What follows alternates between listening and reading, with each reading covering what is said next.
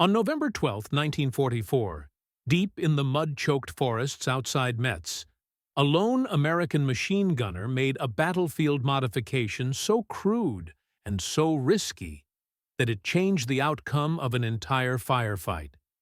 He wasn't an officer, he wasn't a gunsmith, and he wasn't even supposed to be adjusting government-issued equipment.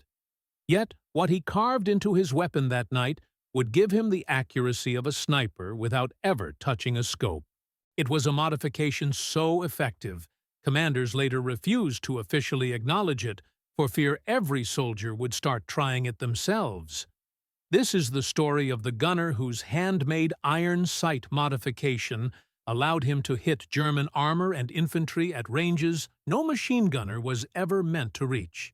Our story begins with Private First Class Walter Briggs, a 23-year-old farm kid from Ohio who grew up hunting deer across flat winter cornfields where wind, distance, and instinct ruled every shot.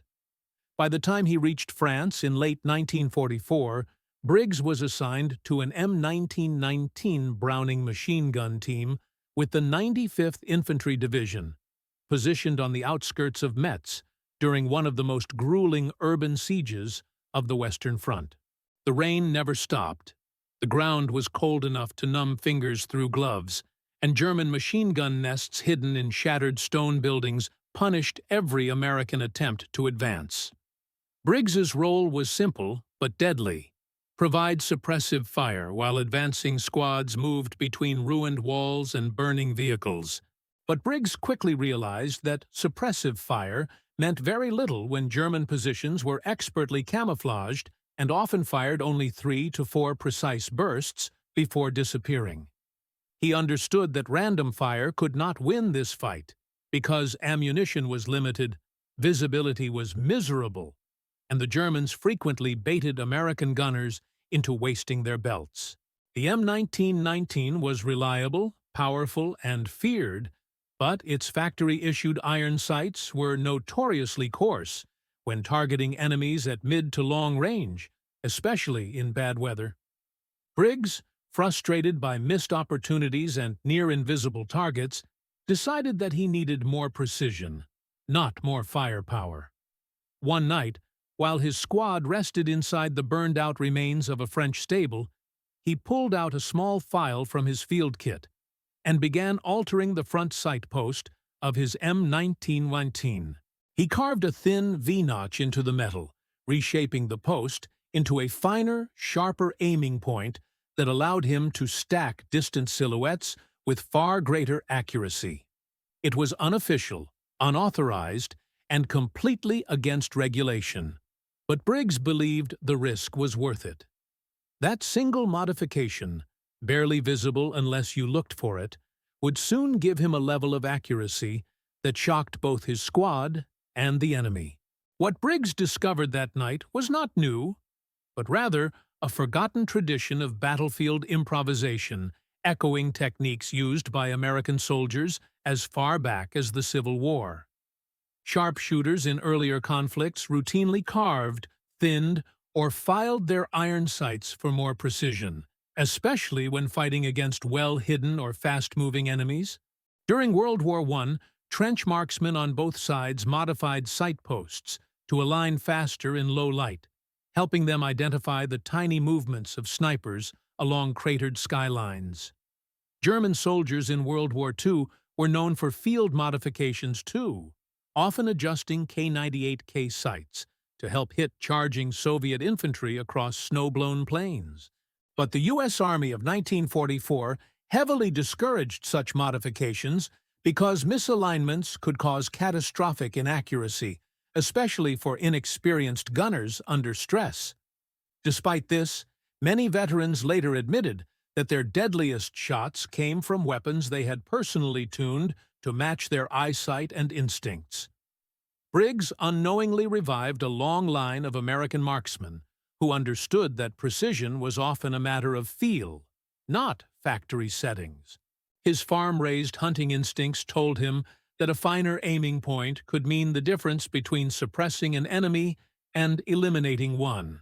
And in the dense fog-soaked battlefields of Metz, Even a small edge could determine survival. The historical precedent for what he did was clear. Soldiers have always modified their tools when the stakes were life and death. Everything changed on a fog-heavy morning when Briggs's platoon attempted to cross a rail line leading toward a fortified German bunker complex.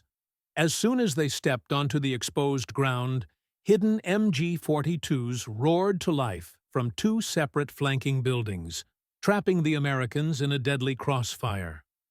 The loud crack of German fire tore through the fog, cutting down two riflemen before anyone even knew where the shots were coming from. Pinned behind a collapsed wall, Briggs steadied his M1919 on a broken steel beam and peered through his newly modified sight, searching for the tiniest movement. Where other gunners saw fog and rubble, Briggs saw a faint flicker of muzzle flash from the right side building, just enough to aim. With a breath he learned from hunting white-tailed deer, he squeezed the trigger and sent a precisely measured burst toward the moving shadow. The machine gun nest fell silent, surprising even Briggs's assistant gunner, who muttered, "No way you saw that." But the next moment delivered the real twist. A German Panzer IV emerged from behind a warehouse, rolling into position to cut off the entire platoon. Machine gunners weren't supposed to fire on tanks, but Briggs noticed the commander exposed in the turret, scanning with binoculars.